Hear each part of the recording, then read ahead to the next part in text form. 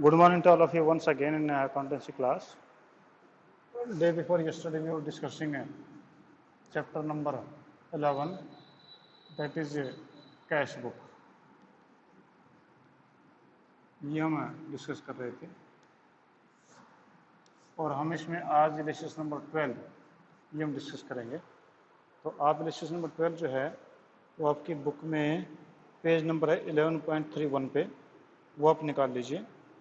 ये कह record the following transaction in 2 column cash book of Shri Satyanarayan. Shri Satyanarayan की बुक्स में जो है 2 कॉलम कैश बुक में आपने ये जो है एंट्री करके दिखानी है।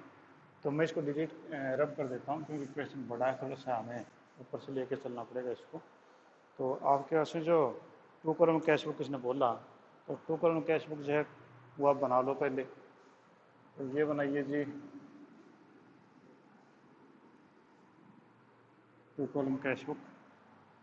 सबसे पहले हमारे पास में वो डेट का कॉलम, डेट, उसके बाद में है पर्टिकुलर्स, पर्टिकुलर्स के बाद में आपका वोचर नंबर,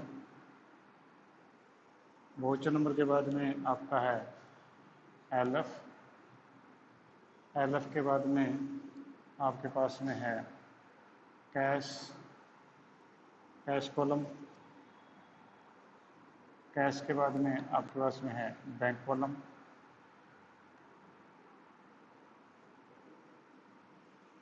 बैंक कॉलम के बाद में फिर वापस वही स्टार्ट हो गया, दैट इज डेट,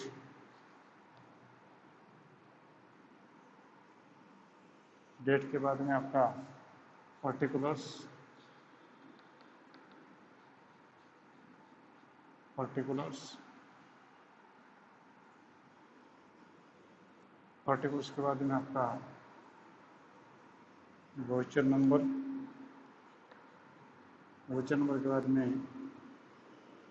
आपका एलएफ, एलएफ के बाद में है आपका कैश कॉलम, कैश के बाद में आपका लास्ट में है बैंक कॉलम। ये आपके ऐसे कॉलम्स हैं, ठीक है जी।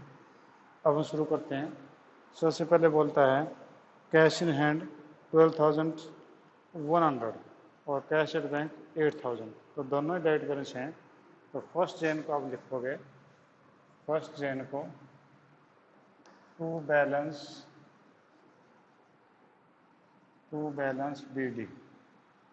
कैश में आपके पास में है वो आपके पास दे रखा है कि 12,100, 12,100। बैंक में आपका दे रखा है 8,000, ठीक है, ये दे रखा था। इसके बाद में है received from a cheque from Mohan and company, discount allowed, ठीक है। मोहन एंड कंपनी से हमें चेक मिला था 4,000 का। अब यहाँ पर हमारा जो है कहीं पर भी ऐसा इंडिकेशन नहीं आ रहा कि 5 तारीख को जो मोहन एंड कंपनी का चेक जो हमें मिला था वो डिपॉजिट किया या नहीं किया है। तो हम ये मान के चलते हैं कि अभी डिपॉजिट नहीं किया है 5 तारीख को। हम आगे देखते हैं कहीं मिले तो हमारा 5 तारीख को कैश सेल हो गई, रिसीव्ड फ्रॉम चेक हो गया, रिसीव्ड इंक्लूडिंग 5th या आपका 10th डेट में जो है वो दे रखा है कि चेक जमा 10th में हुआ है। यानी 5th के अंदर आपकी कोई एंट्री नहीं होगी क्योंकि आपका चेक इन हैंड है, इसको हम जमा नहीं करवाया तो हम इसी को एंट्री नहीं करेंगे। Cash receive from share of shares वो 12,000 आपने जो है कैश मिला शेयर बेचने से 12,000। तो कैश मिला तो कैश में एंट्री हो जाएगी, रिसीट हो गई। ये आपको ऊपर वाली जो है रिसीट साइड है, तो ये रिसीट होगी 12,000। और क्यों ये रिसीट, क्योंकि to sale of shares,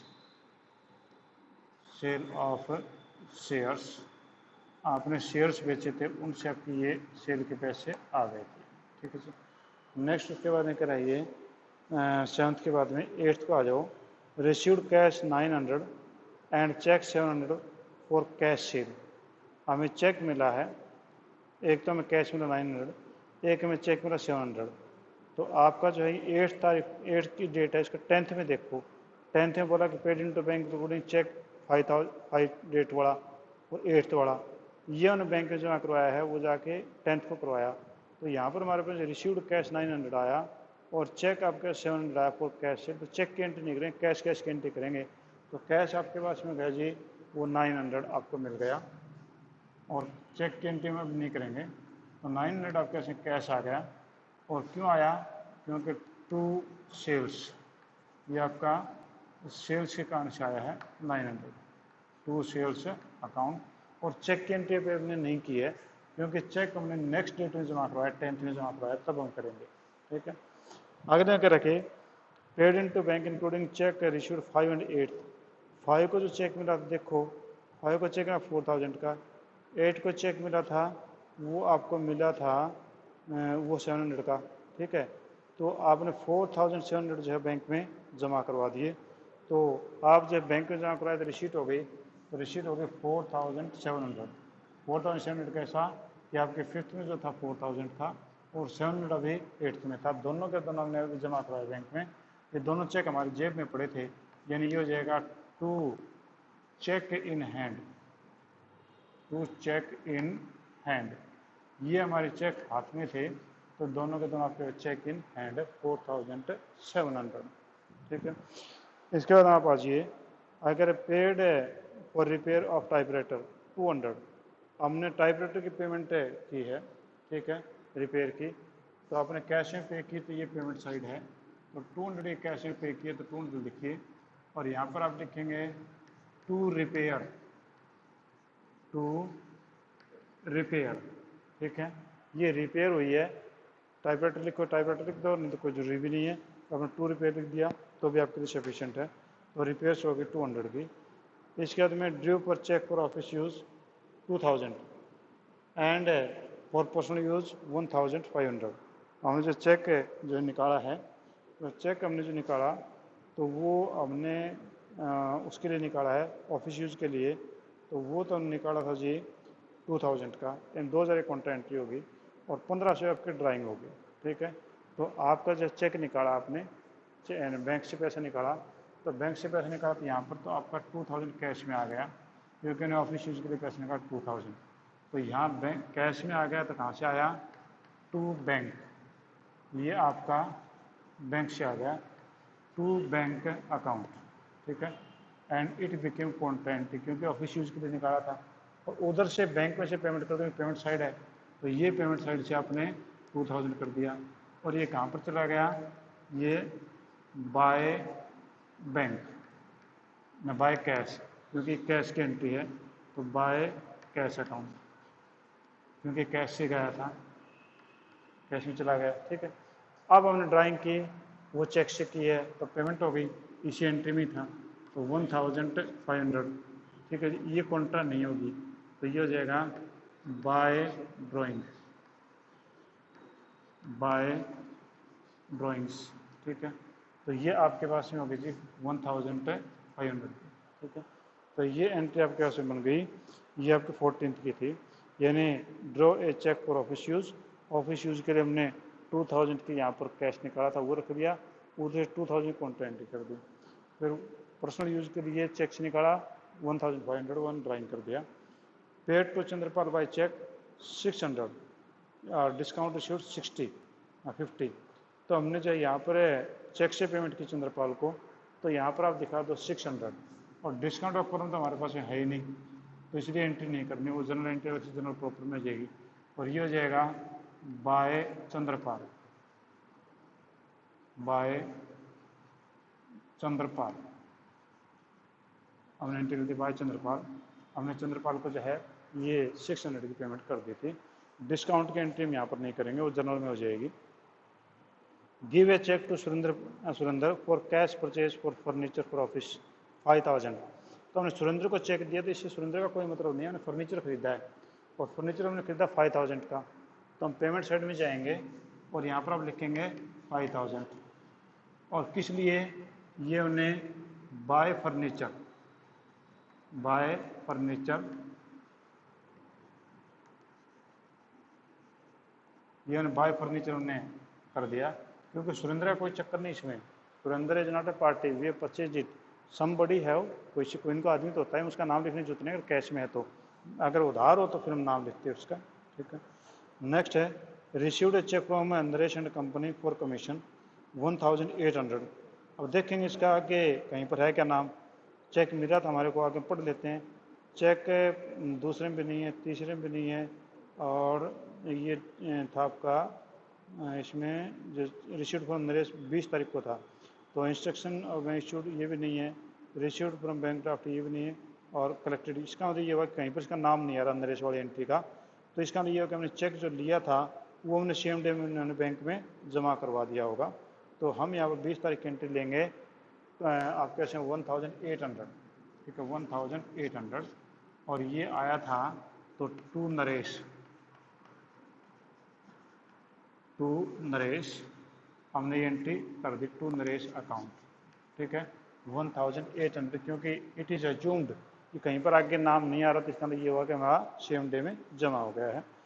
next रखिए rent paid by cheque on personal account of है सत्यनारायण के पर्सनल पेमेंट की है 800 की चेक से, इसका ड्राइंग हो गई, तो ये 800 हो गई बैंक से, ठीक है, और ये हो गई बाय ड्राइंग्स,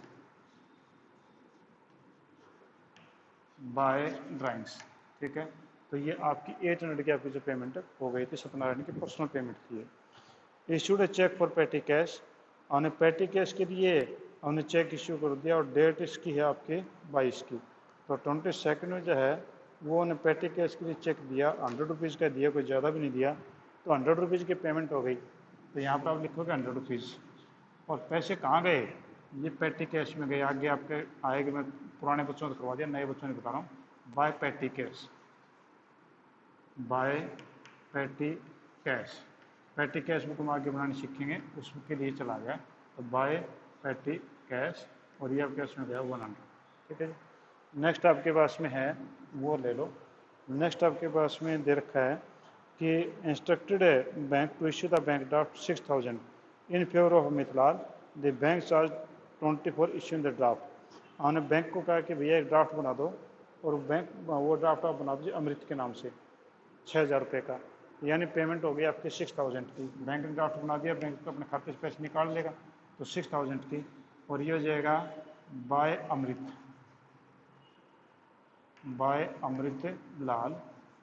लाल के नाम से बना दिया हमने 6000 का, और बैंक ने चार्जेज भी काट लिए इसके ऊपर 20 रुपीज़।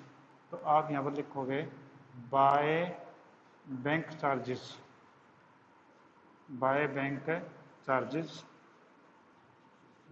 आपके पास में होगी 20 रुपीज़ की, ये भी आपने लिख दिया। इसके बाद में received bank draft for ₹3,900 for रघुवीर in the full payment of 4000 due to from him, discount claimed by him was disallowed. हमने इसका जो क्लेम जो है उसने जो काट लिया हमारे से 100 रुपीज़, वो हमने डिसअलाउ कर दिए। अब वो डिसअलाउ करें या ना करें वो तो बाद की बातें हैं। अभी चेक कितने का आया है, ड्राफ्ट कितने का आया है, वो 3900 का आया है, तो इन ड्राफ्ट आ गया तो रिसीट हो गई 3900, और किससे आया, वो रघुवीर से आया। तो आप लिखोगे टू रघुवीर, और टू रघुवीर अकाउंट, रघुवीर से अच्छे हमारे पास में ड्राफ्ट आ गया 3900 का। नेक्स्ट में करें कि bank collected interest on securities 250, bank ने जो है सिक्योरिटीज के ऊपर ब्याज कलेक्ट किया है 250, यानी हमने कहीं पर जब शेयर वेयर खरीद रखे हैं उनके ऊपर बैंक हमारे को ब्याज इकट्ठा अपने आप कर लेता है, तो बैंक ने हमारे खाते में डाल दिया, तो ये आ जाएगा रिसीट हो गई, तो ये आ जाएगा टू इंटरेस्ट ऑन सिक्योरिटीज पे इंटरेस्ट आपके पास आ गया 250, ठीक है। ये नेक्स्ट पेज पे देखते हैं कुछ है, तो नेक्स्ट पेज में कुछ भी नहीं है, तो आप जो है टोटल कर लीजिए। टोटल करें तो टोटल रिसीट आपके पास में जो हो गई इस साइड की, ये मैं ले लेता हूँ, यहाँ आमने सामने ले लेंगे ताकि ज़्यादा दिक्कत ना हो। तो मैंने यहाँ पर ले लिया टोटल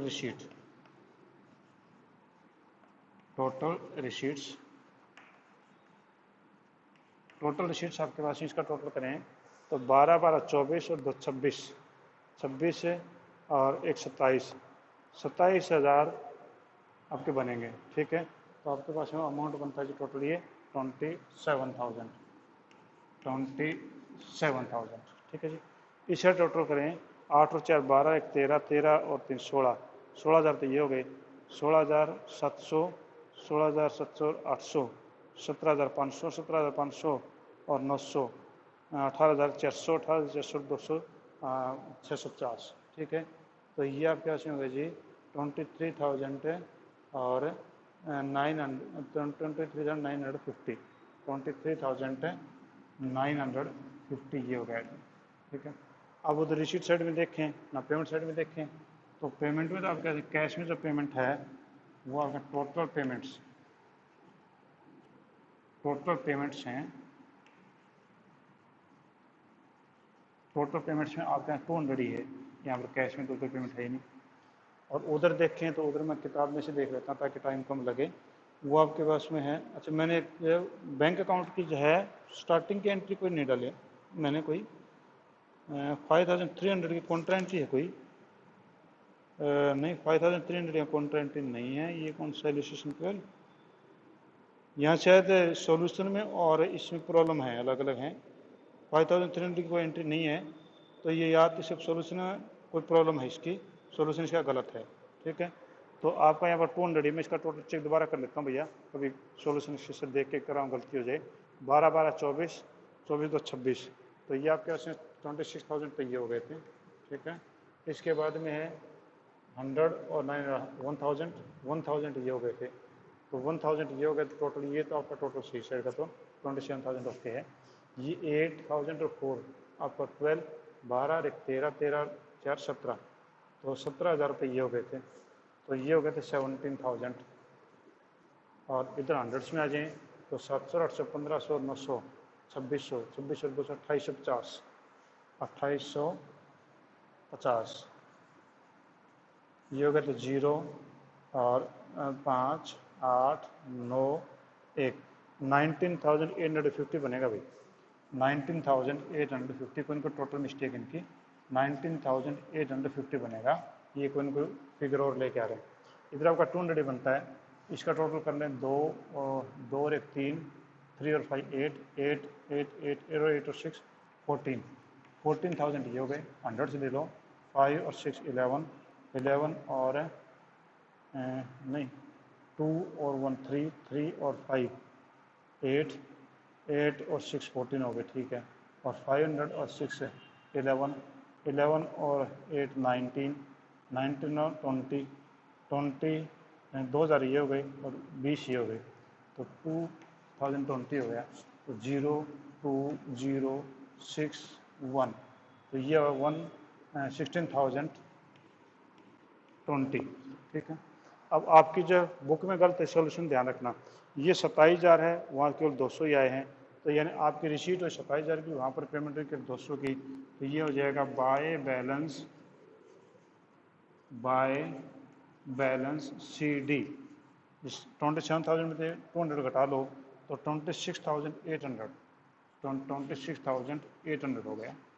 उधर देखें ये आपका 19,850 है, तो ये तो हमारे पास रिसीट थी 19,850, पेमेंट हुई थी 16,020, तो आपके पास 0, 5 में से 2 गए 3 और 8 के 8 और 3, यानी आपके पास होना चाहिए 3830, ये टोटल आएगा। अब टोटल कर लो इसका, तो टोटल आपके पास में हो गया 27,000 और ये हो गया आपके पास में 19,850, ठीक है। और इधर आपका टोटल इतना ही रहेगा, 2 लाइनें लगा के बंद कर दो, तो ये 2 लाइन लगा के बंद हो गया जी। अब इसका सी डी है, इधर बी डी कर लो, तो ये आपका फर्स्ट जैन था, तो फर्स्ट फेब को आपके पास में जाएगा टू बैलेंस बी डी, वो आपके पास में हो गया जी 26,800 और ये हो गया था 3830, ये आपका सॉल्यूशन में जो है मिस्टेक है, ये ध्यान रखना, ये थी जी। हाँ जी, अब और कोई किसी को पूछना हो, any doubt you can ask. हाँ जी, 10 जनवरी वाला दोबारा कराऊँ, 10 जनवरी में क्या था बेटा बताना मेरे को एक बार, मैं देखता हूँ। 10 जनवरी में जो है ये paid into bank including received on 5 और 8, तो 5 तारीख देखो ऊपर, 5 तारीख को received from Mohan and company 4,000 और 8 को देखो रिसीव्ड कैश की एंट्री तो 8 में ही हो गई, और चेक 7,700, तो ऊपर वाला जो 4,000 था और नीचे वाले में 8, जो 8th में था वो 700 था, तो दोनों मिला के आपके पास में होगा जी 4,700। ठीक है, दोनों के दोनों चेक इन हैंड हैं और ये एक ही डेट में जमा हुए हैं और 10th में जमा हुए हैं, जबकि 8th और 5th में जमा नहीं हुए थे। ठीक है जी, और बोलो बेटा, किसी को पूछना हो? हाँ जी, कोई प्रॉब्लम नहीं आगे? चलो मैं नेक्स्ट पे आता हूँ जी। नेक्स्ट पे enter the following transaction in the cash book with cash and bank column, also record the necessary जमा एंट्रीज। ठीक है, तो ये आपका 13th इलिस्ट्रेशन है, ये हम शुरू करने जा रहे हैं। तो अभी आप कैसे, टाइम तो शायद है नहीं, पूरा देखेंगे, अगर पूरा नहीं हुआ तो फिर कल करवा देंगे, आज पूरा खत्म आज करवा देंगे, 2 दिन बाद चैप्टर खत्म हो जाएगा। फिर उसके बाद नेक्स्ट चैप्टर हम स्टार्ट करेंगे, वो आपके पास है सब्सिडरी बुक्स। सब्सिडरी बुक्स 3 दिन या हार्डली 4 दिन का चैप्टर मुश्किल से है। ठीक है, और फिर उसके बाद नेक्स्ट चैप्टर हमारे पास में आएगा, वो हम करेंगे। तो आपके एग्जाम से पहले मैं चाह रहा हूँ कि 15 चैप्टर तक आपके पास में हो जाए। ठीक है, अगर 15 चैप्टर हो जाएंगे तो फिर हमारा 50% सिलेबस आपका पूरा हो जाता है। ठीक है, तो हम जी वही बनाते हैं, आपके 2 करोड़ में कैश बुक है, ले दे के वही सेम लाइनें, वही सेम चीज़ें। ठीक है, तो आप लोग बोर ना हो जाएं, और मुझे करवाना ज़रूरी है, क्योंकि आप मेरे सामने तो बैठे नहीं हैं, वरना तो मेरे को आपकी आंखों से पता चल जाता है कि आपको कितना समझ में आ रहा है, कितना नहीं आ रहा। अब मेरे को उतना पता भी नहीं चल पा रहा है कि आपको उतना समझ में आ रहा है कि नहीं आ रहा, तो इसलिए मुझे ईच एंड एवरीथिंग करवानी पड़ रही है। तो हो सकता है कि कुछ बच्चे सोचें कि सर बोर कर रहे हैं, पर एक्चुअली मैं भी इतना डीप नहीं जाना चाह रहा था, मैं आपको खुद का मौका देता करने का, पर आप मेरे सामने नहीं हैं, वरना तो आपके फेसेज मेरे को बताते हैं कि आपको कितना आ रहा है।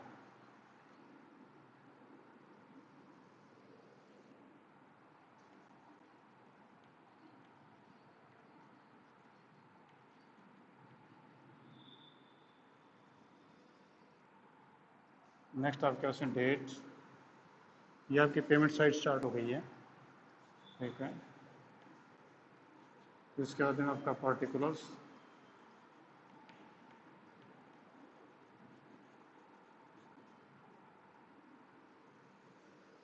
पार्टिकुलर्स के बाद में आपके पास में वोचर नंबर,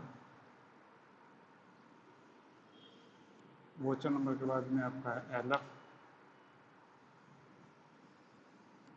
एलएफ के बाद में कैश,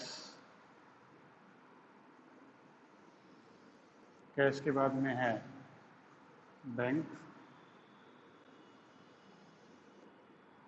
और ये खाली जगह रखनी। ठीक है, तो सबसे पहले आप शुरू कर दो जी, वो balance is cash in hand और बैंक ओवरड्राफ्ट वो दे रखे हैं। तो कैश इन हैंड है वो 1 मई को है, तो 1 मई को आपके पास में लिखो, 1 मई को टू बैलेंस BD, जो बैलेंस इसके पास में दे रखा है वो है 15,600, कैश में ही बैलेंस तो 15,600, बैंक का बैलेंस ओवरड्राफ्ट है और वो आपका 7,400। तो यहाँ पर 1 मई को आप लिखोगे बाय बैलेंस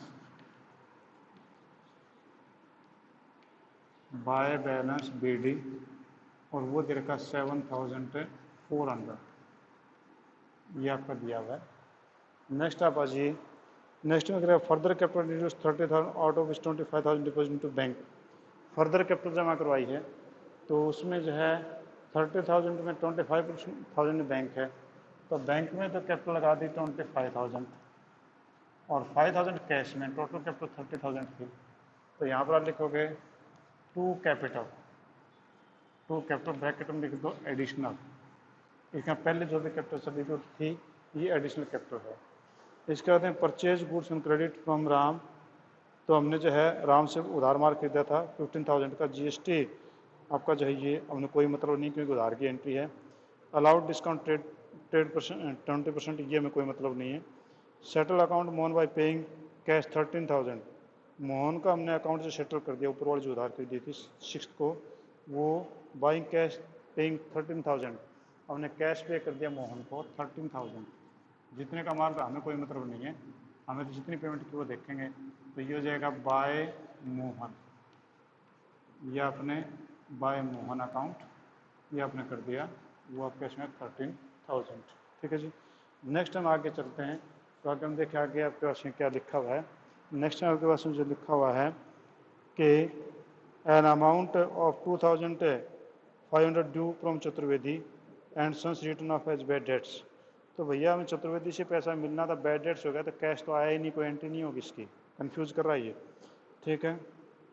अच्छा हाँ सॉरी, ये आगे कुछ और वर्ड बोल गया, इन प्रीवियस नाउ रिकवर्ड, अब मिल गया, अब पैसा आ गया, तो कैश आ गया, यानी 2,500 आ गया। अगर बैड डेट्स अकेला होता तो हमें कोई एंट्री नहीं होती। यहाँ पर बैड डेट्स रिकवर्ड हुआ यानी पैसा आया है, तो पैसा आया तो आप यहाँ पर करोगे to bad debts recovered, to bad debts recovered account, to bad debts recovered, ये थोड़ा ऊंचा चला गया, नीचे लिखना पड़ेगा,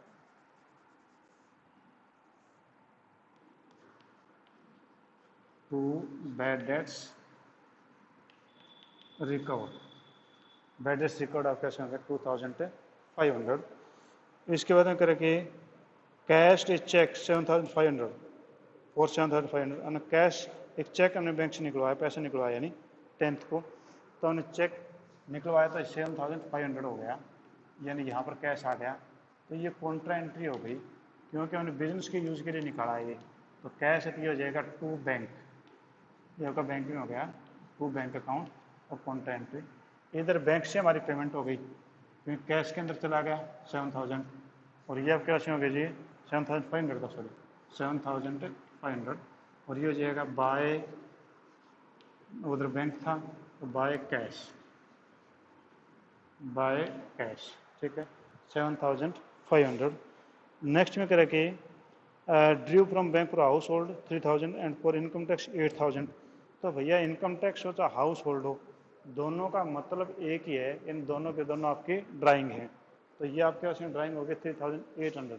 ठीक है, और ये ड्राइंग आपके पास में हो गई जी, चेक बैंक से निकाला है, तो आपका पेमेंट हो गई 3,800, 3,800, और ये हो गया आपके बाय ड्राइंग्स,